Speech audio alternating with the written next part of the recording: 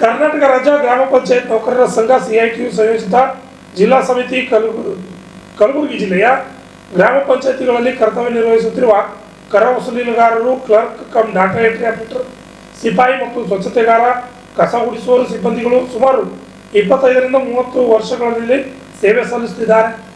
ಅವರು ಪ್ರಮುಖ ಬೇಡಿಕೆಗಳನ್ನು ಈಡೇರಿಸಬೇಕೆಂದು ಒತ್ತಾಯಿಸಿ ಸಿಐಟಿಯು ಸಂಯೋಜಿತ ಕರ್ನಾಟಕ ರಾಜ್ಯ ಗ್ರಾಮ ಪಂಚಾಯತ್ ನೌಕರರ ಸಂಘ ಸಂಯುಕ್ತ ಆಶ್ರಯದಲ್ಲಿಂದು ಬೃಹತ್ ಪ್ರತಿಭಟನಾ ಮೆರವಣಿಗೆ ಕಲಬುರಗಿಯಲ್ಲಿ ನಡೆಯಿತು. ನಗರದ ಸರ್ದಾರ್ ವಲ್ಲಭಾಯ್ ಪಟೇಲ್ ವೃತ್ತದಿಂದ ಪ್ರಾರಂಭಿಸಿದ ಮೆರವಣಿಗೆ ಜಿಲ್ಲಾ ಪಂಚಾಯತ್ ಕಚೇರಿವರೆಗೆ ಸಾಗಿತ್ತು. ನಂತರ ಗ್ರಾಮ ಪಂಚಾಯತಿಗಳಲ್ಲಿ EFMS ಆಗುವ ಮುಂಚೆ ಹಲವಾರು ಸಿಬ್ಬಂದಿಗಳ ವೇತನ 25-30 ತಿಂಗಳ ಬಾಕಿ ವೇತನ ಉಳಿದಿದೆ. ಸರ್ಕಾರ ಆದೇಶ ಪ್ರಕಾರ ಕರ ವಸೂಲಿಯಲ್ಲಿ 402ರಷ್ಟು ವೇತನ ಪಾವತಿಸುವ ಬಗ್ಗೆ ಆದೇಶ ಇದ್ದರೂ ಕೂಡ ಗ್ರಾಮ ಪಂಚಾಯತಿಗಳಲ್ಲಿ ಹಿಂದಿನ ಬಾಕಿ ವೇತನ ಪಾವತಿ ಮಾಡ್ತಿಲ್ಲ. ಇದರಿಂದಾಗಿ ನೌಕರರು ಜೀವನ ಸಾಗಿಸುವುದಕ್ಕೆ ತೊಂದರೆ ಆಗುತ್ತಿದೆ. 2024-25 ಸಾಲಿನಲ್ಲಿ ಅತಿ ಹೆಚ್ಚು ಕರ ವಸೂಲಿ ಮಾಡಿದರೂ ಕೂಡ ಯಾವುದೇ ಗ್ರಾಮ ಪಂಚಾಯತಿಗಳಲ್ಲಿ ವೇತನ ಮಾಡಿದ್ದಿಲ್ಲ. ತಾವು ಹಳೆಯ 25-30 ತಿಂಗಳ ವೇತನ ಪಾವತಿ ಮಾಡಬೇಕೆಂದು ಆಗ್ರಹ ಮಾಡಿದರು.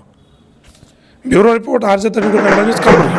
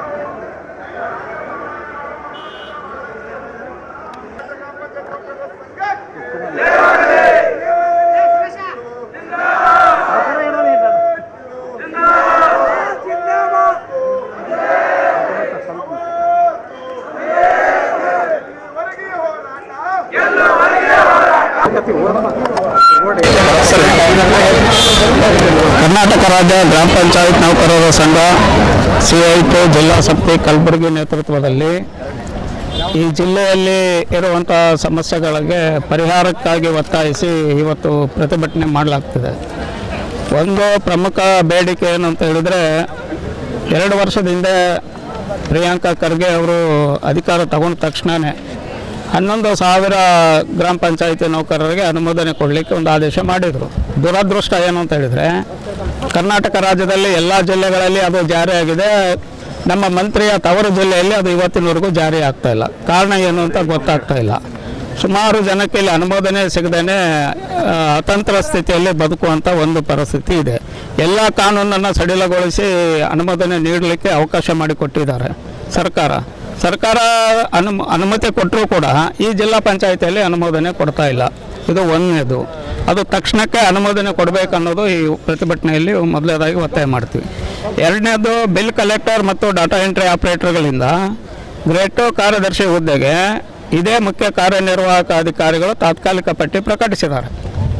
ಅವರ ಪ್ರಕಟಿಸಿದ ಪಟ್ಟಿನೇ ಈಗ ಅದು ಸರಿ ಇಲ್ಲ, ತಪ್ಪಾಗಿದೆ ಅಂತ ಹೇಳ್ತಾರೆ. ಅದು ತಪ್ಪಾಗಿದ್ದರೆ ಮೇಲಾಧಿಕಾರಿಗಳು ಅದರ ಬಗ್ಗೆ ಕ್ರಮ ತಗೋಬೇಕು. ಹೊಳ್ಳಿ ಇವರೇ ಅದನ್ನು ರಿಟರ್ನ್ ತಗೊಳ್ಳಿಕ್ಕೆ ಕಾನೂನಲ್ಲಿ ಅವಕಾಶ ಇಲ್ಲ. ಸರಿನೋ ತಪ್ಪು ಪ್ರಕಟಿಸಿದ್ದಾರೆ, ಅದನ್ನು ಅಂತಿಮ ಮಾಡಬೇಕು. ಇಲ್ಲ ಮೇಲಾಧಿಕಾರಿಗಳಿಂದ ನೀವು ಮಾಡಿದ್ದು ಸರಿ ಇಲ್ಲ, ಇದನ್ನು ತಡೆ ಹಿಡೀರಿ ಅಂತ ಬರಬೇಕು. ಮೇಲಾಧಿಕಾರಿಗಳು ತಡೆ ಹಿಡೀರಿ ಅಂತ ಇವತ್ತಿನವರೆಗೂ ಆರ್ಡರ್ ಕೊಟ್ಟಿಲ್ಲ, ಆದೇಶ ಮಾಡಿಲ್ಲ. ಈಗೇನಿದೆ ಅದನ್ನು ಅಂತಿಮಗೊಳಿಸಿ ಅಂತಲೇ ಆದೇಶ ಕೊಟ್ಟಿದ್ದಾರೆ. ಆಯುಕ್ತರ ಕಚೇರಿಯಿಂದ 2 ಪತ್ರಗಳು ಬಂದಿರೋವು, ಆದರೂ ಇಲ್ಲಿ ಮಾಡ್ತಾ ಇಲ್ಲ. ಇದರಿಂದ ಒಬ್ಬ ಬಿಲ್ ಕಲೆಕ್ಟರ್ ತೀರ್ಕೊಂಡು ಹೋದರು.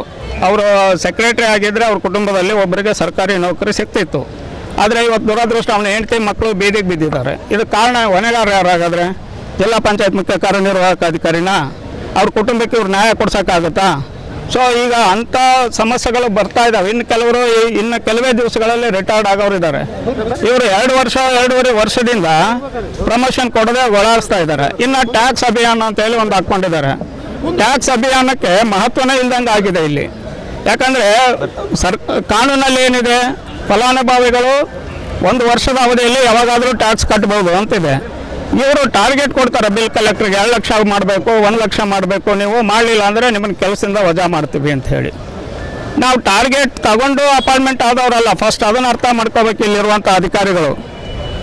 ಟಾರ್ಗೆಟ್ ತಗೊಂಡಿದ್ದು GKMಗಳಿಗೆ ಮಾತ್ರ ಟಾರ್ಗೆಟ್ ಇದೆ. 20,000 ಮಾನವ ದಿನಗಳು ಮಾಡಲಿಲ್ಲ ಅಂದರೆ ಕಿತ್ತಾಕ್ತೀವಿ ಅನ್ನೋ ಟಾರ್ಗೆಟ್ ಇದೆ. ಬಿಲ್ ಕಲೆಕ್ಟರ್ ಅಂತ ಹುದ್ದೆಗೆ ಯಾವತ್ತೂ ಟಾರ್ಗೆಟ್ ಕೊಟ್ಟಿಲ್ಲ. ಈಗ ಈ ವರ್ಷದಿಂದ ಟಾರ್ಗೆಟ್ಗಳನ್ನು ಕೊಡ್ತಾ ಇದ್ದಾರೆ. ಅದನ್ನು ಮಾನದಂಡವಾಗಿ ಇಟ್ಕೊಂಡು ಕೆಲವರಿಗೆ ನೋಟಿಸ್ ಕೊಡೋದು, ಕೆಲವರಿಗೆ ಹರಾಸ್ಮೆಂಟ್ ಕೊಡೋದು, ಬೆಳಗ್ಗೆ 7 ಗಂಟೆಯಿಂದ ರಾತ್ರಿ 9 ಗಂಟೆವರೆಗೂ ಟ್ಯಾಕ್ಸ್ ವಸೂಲಿ ಮಾಡಬೇಕು ಅಂತ. ಹೋಗಲಿ, ವಸೂಲಿ ಮಾಡಿದ ಹಣ ನಮ್ಮ ಗ್ರಾಮ ಪಂಚಾಯಿತಿಯಲ್ಲಿ ಕಾರ್ಯನಿರ್ವಹಿಸ್ತಕ್ಕಂಥ ಹಳೆ ಸಿಬ್ಬಂದಿಗಳಿಗೆ ಹಳೆ ವೇತನ ಬಾಕಿ ಇದೆ. 10 ತಿಂಗಳ, 15 ತಿಂಗಳ, 12 ತಿಂಗಳ. ಆ ವೇತನಕ್ಕೆ 1 ರೂಪಾಯಿನೂ ಖರ್ಚು ಮಾಡ್ತಾ ಇಲ್ಲ. ಎಷ್ಟೋ ಜನ ನಿವೃತ್ತಿ ಆಗಿದ್ದಾರೆ, ಅವರಿಗೆ ಗ್ರ್ಯಾಚ್ಯುಟಿ ಕೊಡಬೇಕು ಅಂತಿದೆ. ಆ ಗ್ರ್ಯಾಚ್ಯುಟಿನೂ ಕೊಡ್ಲಿಕ್ಕೆ ಆಗ್ತಾ ಇಲ್ಲ. ಸೊ ಹಂಗೆ ಆ ಹಣ ಬಂದಿದ್ದೆಲ್ಲ ಯಾವುದಕ್ಕೆ ಖರ್ಚಾಗ್ತದೆ, ಎಲ್ಲಿ ಹೋಗ್ತದೆ ಅಂತ ಯಾರಿಗೂ ಗೊತ್ತಾಗಲ್ಲ. ಹಾಗಾಗಿ ನೀವು ಟ್ಯಾಕ್ಸ್ ಅಭಿಯಾನ ಮಾಡೋದು ಯಾರ ಉದ್ದೇಶಕ್ಕಾಗಿ, ಯಾರನ್ನು ಉದ್ಧಾರ ಮಾಡಲಿಕ್ಕಾಗಿ ಅಂತೇಳಿ ಇವತ್ತು ನಾವು ಪ್ರಶ್ನೆ ಮಾಡಬೇಕಾಗಿದೆ. ಪ್ರಮುಖ ಬೇಡಿಕೆ ಅದೇ ಪ್ರಮುಖ ಬೇಡಿಕೆ. ಟ್ಯಾಕ್ಸ್ ಅಭಿಯಾನದಲ್ಲಿ ಮಾನಸಿಕ ಒತ್ತಡ ಕೊಡಬೇಕು ಅನ್ನೋದನ್ನು ಕೈ ಬಿಡಬೇಕು. ಅದ್ರ ಜೊತೆಗೆ ಸ್ವಚ್ಛವಾಹಿನಿ ಅಂತೇಳಿ ಒಂದು ಹುದ್ದೆಯನ್ನು ಸೃಷ್ಟಿ ಮಾಡಿದ್ದಾರೆ ಇತ್ತೀಚೆಗೆ. ಆ ಹೆಣ್ಮಕ್ಳಿಗೆ ಕೆಲಸನೂ ಕೊಟ್ಟಿಲ್ಲ, ಕೆಲಸ ಕೊಟ್ಟರೆ ಸಂಬಳ ಕೊಡ್ತಾ ಇಲ್ಲ. ಹೆಣ್ಮಕ್ಳನ್ನ ನಾವು ಸಬಲೀಕರಣ ಮಾಡ್ತೀವಿ, ಆರ್ಥಿಕವಾಗಿ ಅವ್ರನ್ನ ಮೇಲೆ ಕೆತ್ತುತ್ತೀವಿ ಅಂತ ಹೇಳ್ತಾರೆ. ಸೊ ಅದರಲ್ಲಿ ಹೆಚ್ಚು ಎಲ್ಲರೂ ದಲಿತ ವರ್ಗಕ್ಕೆ ಸೇರಿದವರೇ ಇದ್ದಾರೆ. ಇಲ್ಲಿ ಈ ಜಿಲ್ಲೆಯ ಮಂತ್ರಿ ದಲಿತ ವರ್ಗಕ್ಕೆ ಸೇರಿದವರು ಅಂತ ಹೇಳ್ತೇವೆ. ಬಹುಸಂಖ್ಯಾತ ನಮ್ಮ ಗ್ರಾಮ ಪಂಚಾಯಿತಿಯಲ್ಲಿ 100ಕ್ಕೆ 90ರಷ್ಟು ಕಾರ್ಯನಿರ್ವಹಿಸ್ತಕ್ಕಂಥವ್ರು ದಲಿತರೇ ಮತ್ತು ಹಿಂದುಳಿದ ವರ್ಗಕ್ಕೆ ಸಂಬಂಧಪಟ್ಟಂಥವ್ರು. ಇವರಿಗೆ ವೇಜಸ್ ಹೆಚ್ಚು ಮಾಡ್ಲಿಕ್ಕೆ ಆಗ್ತಾ ಇಲ್ಲ, ಇವರಿಗೆ ಪೆನ್ಷನಿಗೆ ಹಣ ಕೊಡ್ಲಿಕ್ಕೆ ಆಗ್ತಾ ಇಲ್ಲ, ಇವರಿಗೆ ಕೆಲಸ ಕಾಯಂ ಮಾಡ್ಲಿಕ್ಕೆ ಆಗ್ತಾ ಇಲ್ಲ. ಅಂದರೆ ದಲಿತರನ್ನ ನಾವು ಉದ್ಧಾರ ಮಾಡ್ತೀವಿ ಅಂತ ಯಾವ ಬಾಯಿಂದ ಹೇಳ್ತಾರೆ ಇವರು. ಹಾಗಾಗಿ ಮೆಜಾರಿಟಿ ಜನ ದಲಿತರ ವರ್ಗಕ್ಕೆ ಸೇರಿದವರು ಈ ವಿಭಾಗದಲ್ಲಿ ಕೆಲಸ ಮಾಡ್ತಾ ಇರೋದ್ರಿಂದ ಅವರಿಗೆ ಏನು ಸಿಗಬೇಕಾಗಿದೆ ಆ ಎಲ್ಲ ಸವಲತ್ತುಗಳನ್ನು ಕೊಡಿಸ್ಬೇಕು ಅಂತೇಳಿ ಇವತ್ತು ಜಿಲ್ಲಾ ಪಂಚಾಯಿತಿಯಿಂದ ಏನೇನು ನಮ್ಮ ಕೆಲಸಗಳು ಆಗಬೇಕಾಗಿದೆ ಅದನ್ನೆಲ್ಲವನ್ನು ತುರ್ತಾಗಿ ಮಾಡಬೇಕು ಅಂತೇಳಿ ಒತ್ತಾಯ ಮಾಡಿ ಈ ಹೋರಾಟವನ್ನು ರೂಪಿಸಿದ್ವಿ. ನನ್ನ ಹೆಸರು MB ನಾಡಗೌಡ ಅಂತೇಳಿ, ಕರ್ನಾಟಕ ರಾಜ್ಯ ಗ್ರಾಮ ಪಂಚಾಯಿತಿ ನೌಕರ ಸಂಘ. ಇವತ್ತಿನ ದಿವಸ ಏನೋ ಒಂದು ಹೋರಾಟ ಹಮ್ಮಿಕೊಂಡಿರೋ ಮುಖ್ಯ ಉದ್ದೇಶ ಏನಪ್ಪ ಅಂದ್ರೆ, ಜಿಲ್ಲಾ ಪಂಚಾಯತಿಯವರು ನಮ್ಮ ಗ್ರಾಮ ಪಂಚಾಯತ್ ಸಿಬ್ಬಂದಿ ಮೇಲೆ ಕನಿಕರನೇ ಇಲ್ಲ ಅವರಿಗೆ. ಯಾಕೆಂದ್ರಪ್ಪ ಅಂದ್ರೆ ಗ್ರಾಮ ಪಂಚಾಯತಿಯಲ್ಲಿ ಪಂಪ್ ಆಪರೇಟರ್ ಆಗಿರ್ಬೋದು, ಬಿಲ್ ಕಲೆಕ್ಟರ್ ಆಗಿರ್ಬೋದು, DOಗಳಾಗಿರ್ಬೋದು, ಸ್ವಚ್ಛವಾಹಿನಿಯರಾಗಿರ್ಬೋದು, ಕಸ ಗುಡಿಸೋರಾಗಿರ್ಬೋದು, ನಿರಂತರವಾಗಿ ನಾವು ಗ್ರಾಮ ಪಂಚಾಯತಿಯಲ್ಲಿ ಕಾರ್ಯನಿರ್ವಹಿಸಿದ್ವಿ. ಈಗ ನಮಗೆ ಜಿಲ್ಲಾ ಪಂಚಾಯತಿಯಲ್ಲಿ ಸಿಗಬೇಕಾದಂಥ ಅನುಮೋದನೆ ಇಡೀ ನಮ್ಮ ರಾಜ್ಯದಲ್ಲಿ ಎಲ್ಲ ಜಿಲ್ಲೆಯಲ್ಲಿ ಅನುಮೋದನೆ ಕೊಟ್ಟಿದ್ದಾರೆ. ಏಕಕಾಲಕ್ಕೆ ಅನುಮೋದನೆ ಸಿಕ್ಕಿದೆ. ನಮ್ಮ ಜಿಲ್ಲಾ ಪಂಚಾಯತಿಯಲ್ಲಿ ಅನುಮೋದನೆ ಕೊಟ್ಟಿಲ್ಲ, ಹಾಗೆ ಫೈಲ್ ಪೆಂಡಿಂಗ್ ಇಟ್ಕೊಂಡು ಕೂತಿದ್ದಾರೆ. ಅದೇ ರೀತಿ ಇನ್ನೊಂದು ಏಕಕಾಲ ಅನುಮೋದನೆ ಆಗಿಲ್ಲ ಮತ್ತು ಇನ್ನೂ ರೆಗ್ಯುಲರ್ ಅನುಮೋದನೆ ಕೊಟ್ಟಿಲ್ಲ. ನಿವೃತ್ತಿ ಉಪದಾನ ಕೊಡಬೇಕಂತ ಸರ್ಕಾರ ಆದೇಶಿದ್ರು ಕೂಡ ನಿವೃತ್ತಿ ಉಪದಾನ ನಮ್ಗೆ ಯಾವ ಸಿಬ್ಬಂದಿಗಳು ಸಿಗ್ತಾ ಇಲ್ಲ. ಅದೇ ರೀತಿಯಾಗಿ ಇನ್ನೊಂದು ಏನಪ್ಪ ಅಂದ್ರೆ, ಬಡ್ತಿ ನೀಡೋ ವಿಷಯವಾಗಿ ಸುಮಾರು 2 ವರ್ಷ ಕಳೆದರೂ ಕೂಡ ಜಿಲ್ಲಾ ಪಂಚಾಯತಿಯಲ್ಲಿ ಫೈಲ್ ಇಟ್ಟುಕೊಂಡು ತಾರತಮ್ಯ ಮಾಡ್ತಾ ಇದ್ದಾರೆ. ನಮ್ಮ ನೌಕರರ ಜೊತೆ ಚೆಲ್ಲಾಟ ಆಡ್ತಾರೆ ಜಿಲ್ಲಾ ಪಂಚಾಯತ್ ಅಧಿಕಾರಿಗಳು. ಏನಪ್ಪ ಅಂದ್ರೆ, ತಾತ್ಕಾಲಿಕ ಪಟ್ಟಿ ಬಿಡುಗಡೆ ಮಾಡಿದ್ರು ಕೂಡ 1 ವರ್ಷ ಕಳೆದರೂ ಕೂಡ ಯಾವುದೇ ರೀತಿ ಅನುಮೋದನೆ ಕೊಡ್ತಾ ಇಲ್ಲ. ಈಗ ನಮ್ಮ ಸೀನಿಯರಿಟಿ ಲಿಸ್ಟ್ ಅಲ್ಲಿ ಇದ್ದಂತ 2 ನಮ್ಮ ಸಿಬ್ಬಂದಿಗಳು ಮರಣ ಹೊಂದಿದ್ದಾರೆ. ಈಗ ಅವರು ಬೀದಿ ಪಾಲಾಗಿ ಅವರು ಹೆಂಡ್ರ ಮಕ್ಕಳು ರೋಡಿಗೆ ಬಂದಿದ್ದಾರೆ. ಇದಕ್ಕೆ ಯಾರು ಮುಖ್ಯ ಕಾರಣ ಆಗಬೇಕು? ಜಿಲ್ಲಾ ಪಂಚಾಯತಿ ಅವರು ನಮಗೆ ಅದಕ್ಕೆ ಉತ್ತರ ಕೊಡಬೇಕು ಅವರು ನಮಗೆ. ಯಾಕಂದ್ರೆ ನಾವು ಹಗಲು ರಾತ್ರಿ ಪಂಚಾಯತಿಯಲ್ಲಿ ದುಡಿತಾ ಇದ್ದೀವಿ ಸಿಬ್ಬಂದಿಗಳು. ಈಗ ನಮ್ಗೆ ಅನ್ಯಾಯ ಆಗ್ತದೆ.